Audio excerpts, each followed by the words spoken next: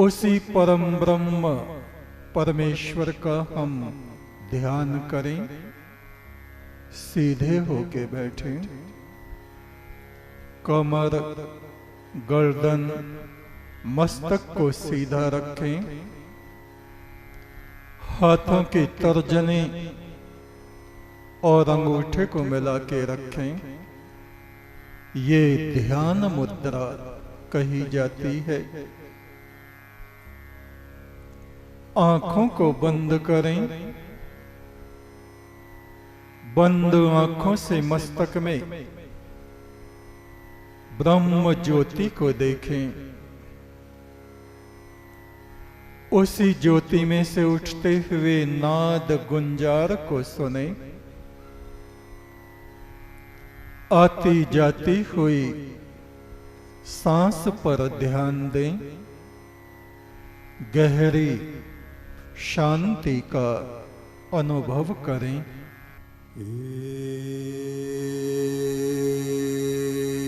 एक तो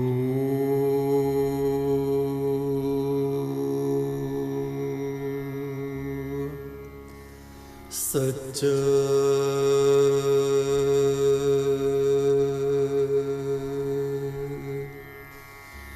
तेरा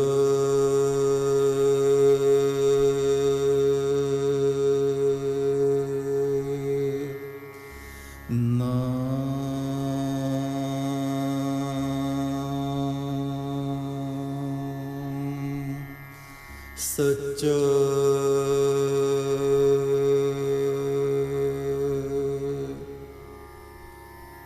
एक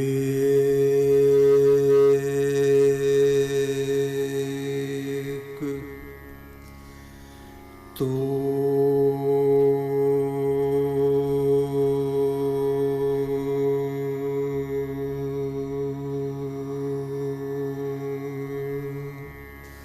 सच्चा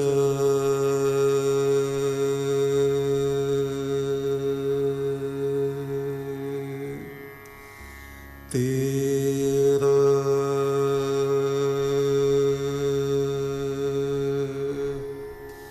नाम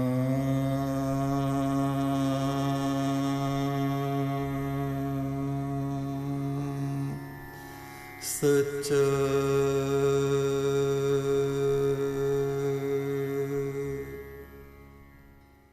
इंद्री द्वार झरोखे नाना, बहुत सारे झरोखे हैं इसमें।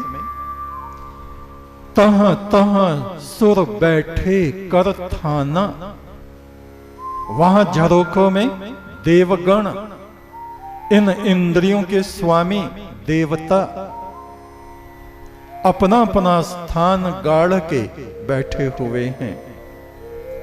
आवत देखें विषय बयारी, ते हठी देहि कपाट उघाड़ी।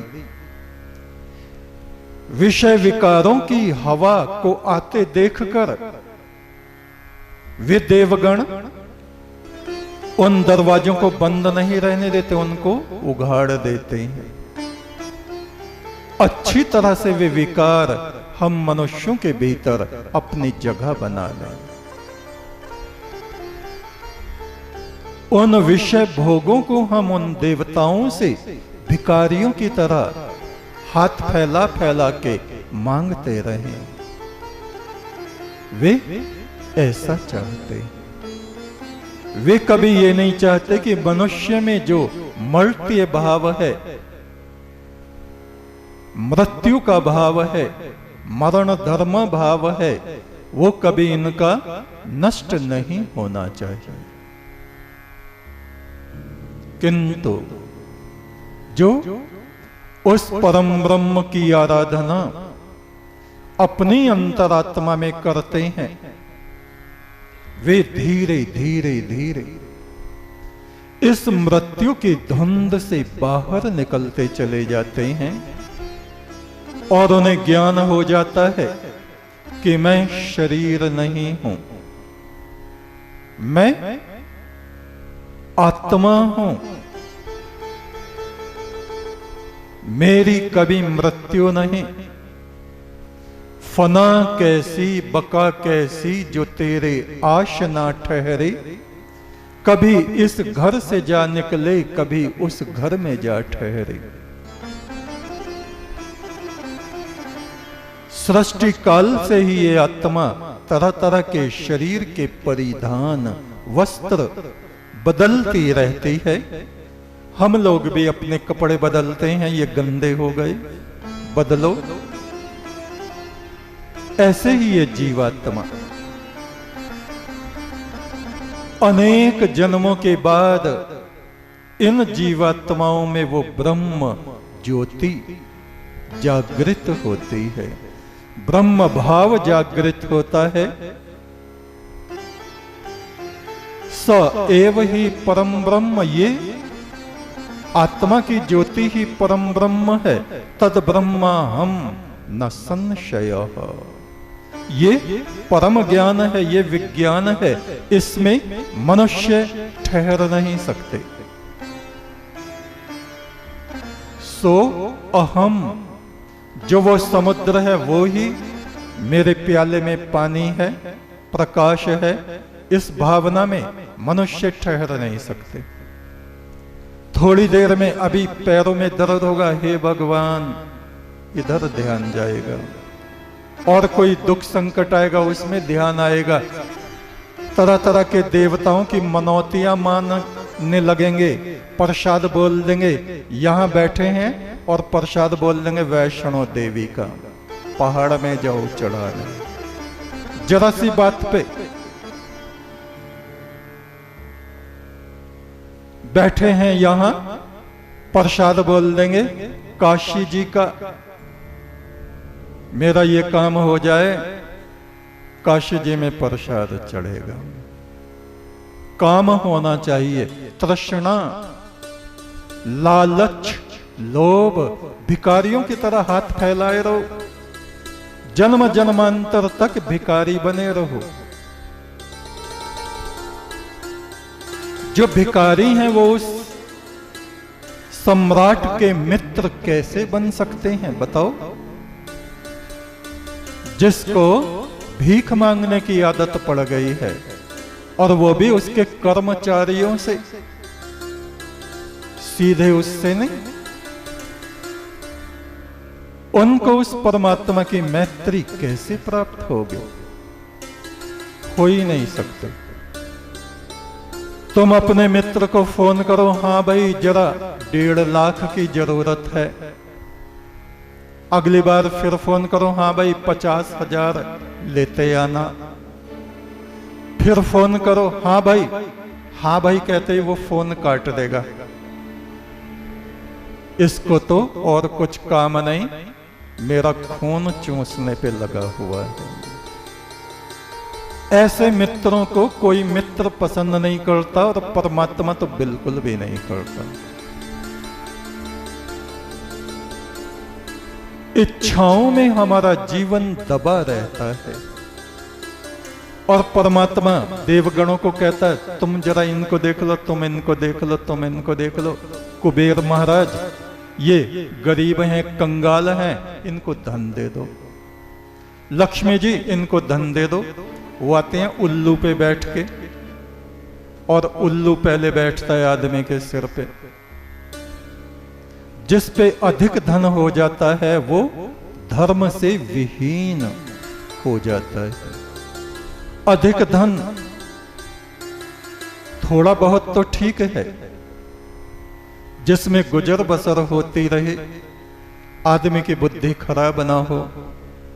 लेकिन ज्यादा धन होने से उस आदमी के ऊपर उल्लू बैठ जाता है, हमेशा कड़वा बोलता है, सीधे मुंह बात नहीं करता, अपने को अफलातून समझता रहता है, दूसरे आदमी को निगाह में नहीं लाता, ऐंठ में टेंट बना रहता है। ये हालत रहती है। तो देवता ऐसे मनुष्यों से पशुओं जैसा व्यवहार करते हैं, मानो उनके घर में बहुत सारे पशु घूम रहे हैं। पशुओं को चारा चाहिए, इनको हरा चारा डाल दो, इनको भूस डाल दो, इनको ये डाल दो, इनको ये दे दो, बस बाहर निकालो। जब हमारी बुद्धि ही पशु जैसी रहती है तो देवता भी क्या करें। जब हमारी बुद्धि निर्विकार, शुद्ध, पवित्र, स्वच्छ, आत्मा में जब हम झांकने के योग्य हो जाते हैं, तब हम आत्मा के विज्ञान में प्रवेश करते हैं और शरीर और आत्मा के बीच में है वाणी, वाक शक्ति। अधिकांश लोग इस वाक शक्ति का, वाणी का दुरुपयोग करते हैं। इसी बात को हमारे ऋग्वेद के ऋषि कह रहे हैं, ओम च उदयत्र सुनरतानाम चेतन्ते सोमते नाम।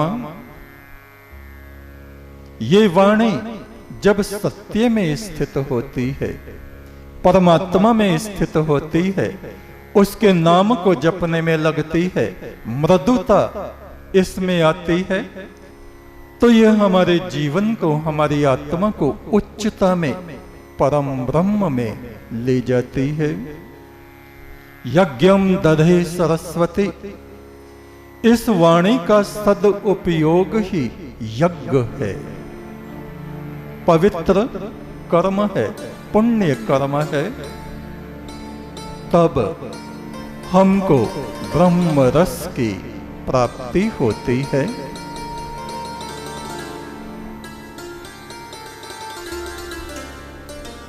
ब्रह्मपुत्र नदी के किनारे महादेव शिव बैठे हैं, सूर्य उदय हो रहा है।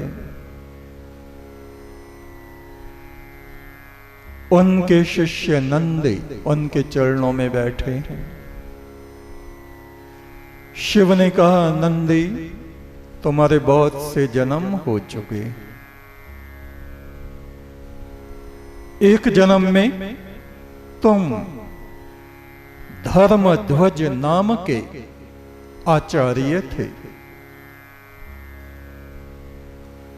नागपट्टनम एक साम्राज्य था, वहां पर गरुड़ ध्वज नाम का राजा राज्य करता था। उसके यहां जो न्याय होता था, न्याय करने वाले लोग ठीक से न्याय नहीं करते थे, गरीबों को कष्ट देते थे। जो धनवान होते थे उनसे रिश्वत ले लेते थे और उन धनिक व्यक्तियों के पक्ष में निर्णय दे दिया करते थे। प्रजाजन दुखी, धर्मध्वज ने ये देखा, वो थे आचार्य पुरोहित, परमात्मा के ध्यान में स्थित। उन्होंने देखा प्रजा की हालत बड़ी कष्टदायी है। राजा से उन्होंने कहा, महाराज आप प्रजा में भी विचरण किया करें, उनके कष्ट और दुखों को निकट से देखें। राजा ने कहा, आचार्य क्या कष्ट है, हमें बताएं।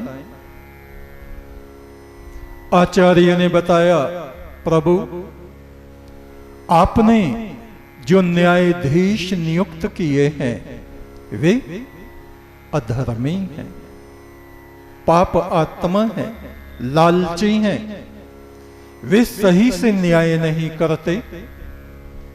और आपका जो सेनापति है कालक, काल का प्रभाव जिसमें अधिक है, वह उन न्यायाधीशों को भटकाता रहता है।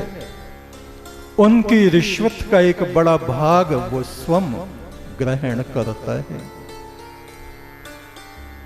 मैं शिकायत नहीं कर रहा हूं, किंतु प्रजाजनों का जो कष्ट है उसे आपके सामने निवेदन कर रहा हूं महाराज।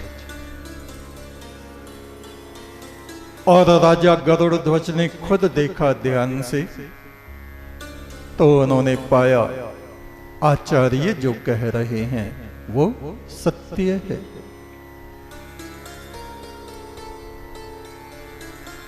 राजा ने आचार्य को कहा, मैं तुम्हें इन सब न्यायाधीशों के ऊपर परम न्यायाधीश नियुक्त करता हूं। आप इनको देखते रहें, कोई भी गलत न्याय ना करे। और आचार्य देखने लगे, उनकी रिश्वतें बंद हो गईं, वे सब आचार्य के विरुद्ध हो गए। खासतौर से सेनापति कालक, उसने सोचा ये आचार्य जब तक राज दरबार में रहेगा ये हमको मनमाने कार्य नहीं करने देगा। सेनापति ने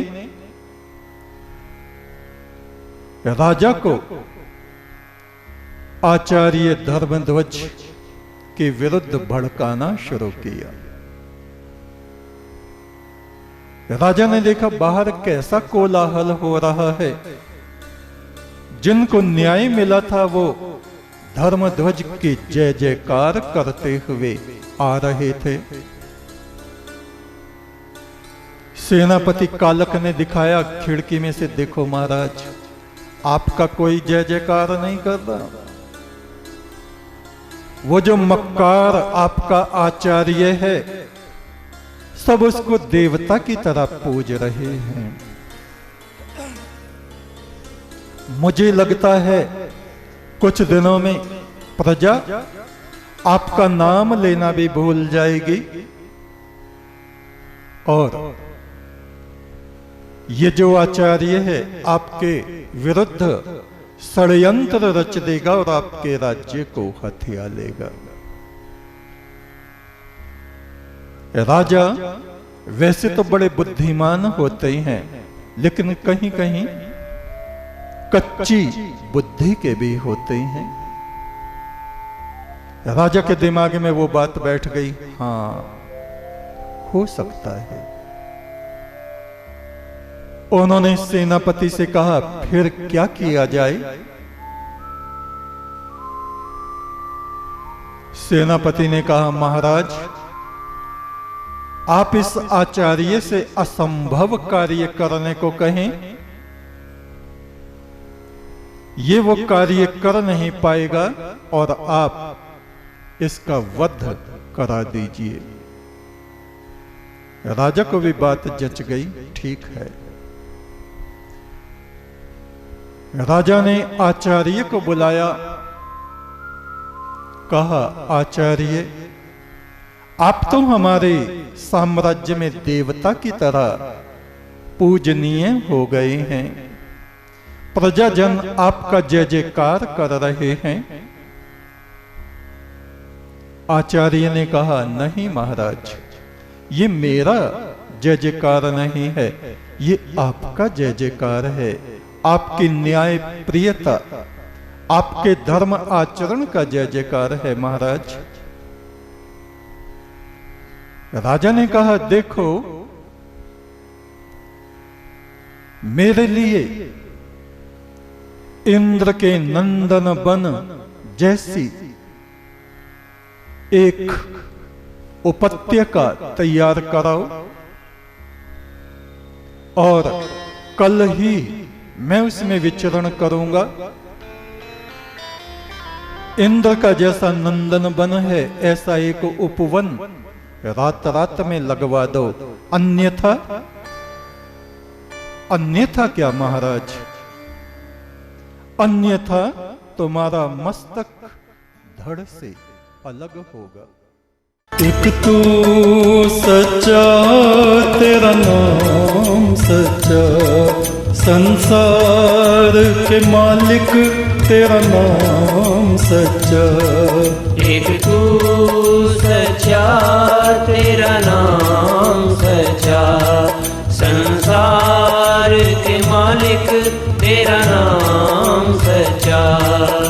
एक तू सच्चा, तेरा नाम सच्चा, संसार के मालिक तेरा नाम